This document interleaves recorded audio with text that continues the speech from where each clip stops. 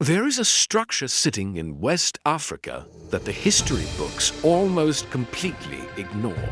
It was longer than the Great Wall of China. It took more material to build than all of Manhattan's skyscrapers combined. It consumed over 150 million hours of human labor across 600 years of construction. And in 1897, the British Empire destroyed most of it in a single week. This is the story of the Walls of Benin, and why almost nobody knows it exists. To understand the walls, you first need to understand what they were protecting. The Kingdom of Benin was not a small tribal settlement.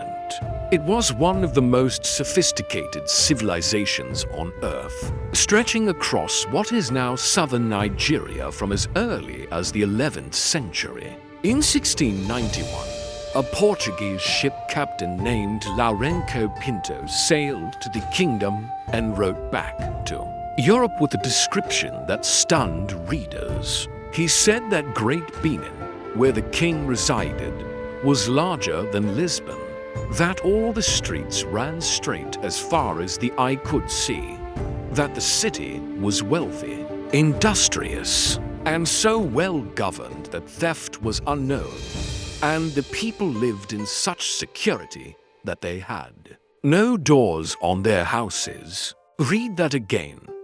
No doors. In a city larger than the capital of Portugal. The city's planning was done according to careful rules of symmetry, proportionality, and repetition, a system now recognized as fractal design. When European explorers first arrived, they assumed the architecture was disorganized and primitive. It never occurred to them that the Edo people were using a form of mathematics that European scholars had not yet discovered. This was not a primitive civilization. This was an empire, and it needed walls to match. Construction on the Benin earthworks began around 800 AD and continued until the mid-1400s, over 600 years of building. The wall, known in the Edo language as the Ia, featured deep moats some reaching 20 meters in depth, with massive ramparts built from the earth that was excavated to create them. The design was self-reinforcing. The deeper you dug the moat, the taller your wall became. The finished earthwork reached heights of up to 18 meters and formed an intricate design of inner and outer interconnecting circles spanning over 6,500 square kilometers of community land. The total length of the entire network, around 16,000 kilometers, second only to the Great Wall of China. But here is the part that puts it in perspective. In total, more than 9.1 billion cubic feet of earth was moved to construct it. If you took every building in Manhattan, every skyscraper in the financial district, every building in Midtown, every structure in Harlem, there still would not be enough material to build what the Edo people built in 1974. The Guinness Book of World Records listed the Walls of Benin as the world's largest earthworks, a designation so significant that it prompted a remeasurement of the Great Wall of China. And this was built without machinery, without cranes, without any modern equipment whatsoever. It is estimated that construction consumed 150 million hours of human labor across multiple generations. Parents built sections their children would never see finished. Grandchildren completed walls. Their grandparents had only started digging. This was not just construction. It was a civilizational commitment. The walls did not just protect territory. They protected a culture that was producing art that Europeans could not explain. The Benin bronzes, sculptures, and plaques cast in brass with a level of technical precision that baffled European collectors were being created inside these walls centuries before the British arrived.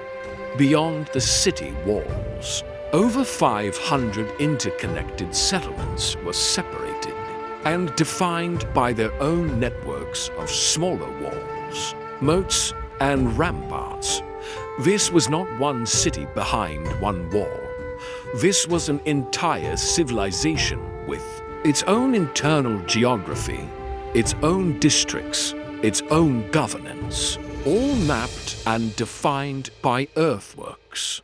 The walls also served a purpose the history books rarely mention. They protected the kingdom from European and African slave raiders, who routinely attacked towns and villages. The elaborate network of walls and moats made large-scale raids on Benin's settlements significantly harder than raids on unprotected communities nearby.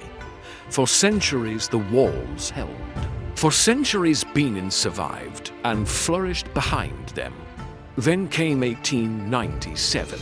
The British punitive expedition arrived, looted the city, destroyed centuries of Benin history, and took the Benin bronzes back to Europe, where many of them still sit today in museums, including the British Museum. The walls that had stood for nearly 1,000 years were damaged and left to deteriorate. The civilization that built them was dismantled. What remains today are scattered pieces across Edo State in Nigeria, with locals using some sections for building materials and other portions being torn down for real estate development. One of the greatest engineering achievements in human history is being used as rubble.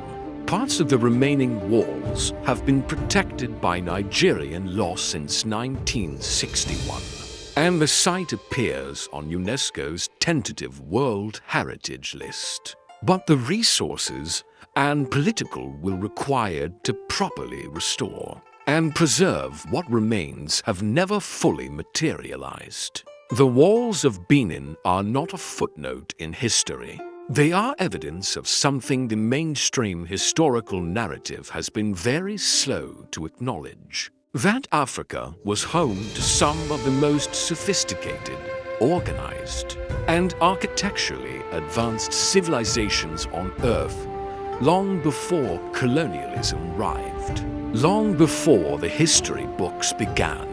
The pyramids get the documentaries. The Great Wall gets the tourists.